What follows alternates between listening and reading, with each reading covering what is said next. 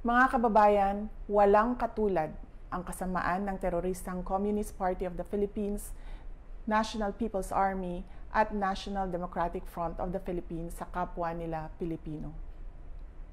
Hindi na mabilang kung ilang sibilyan, kabilang na ang mga menor de edad, ang naging biktima ng madugong digmaang idinulot ng mga terorista.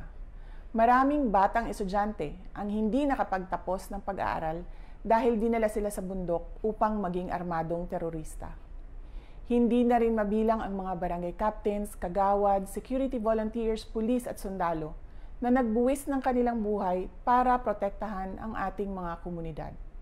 Nananawagan ang kanilang mga pamilya ng hustisya, subalit hindi ito makakamit kung bibigyan natin ang mga teroristang grupo ng amnestiya sa pamamagitan ng Proclamations 403 at 404. Sumusuporta ako sa mga hakbang para itaguyod ang kapayapaan sa bansa because the fight against terrorists is deeply personal to me as it is deeply personal to the families of countless Filipinos whose lives were forever upended because of the madness of terrorists. Pero hindi ang pagbibigay ng amnestiya ang daan sa kapayapaan.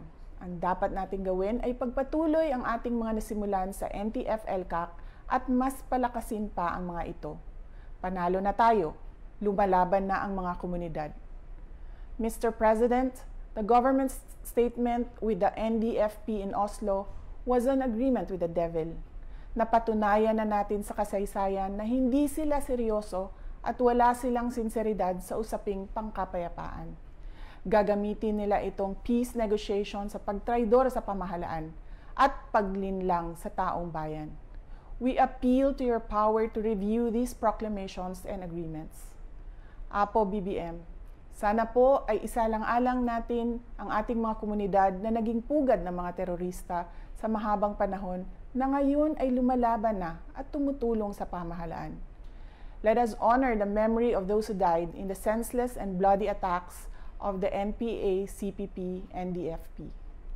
Mr. President, we can negotiate for peace and reconciliation and pursue meaningful development efforts in the Philippines without capitulating to the enemies.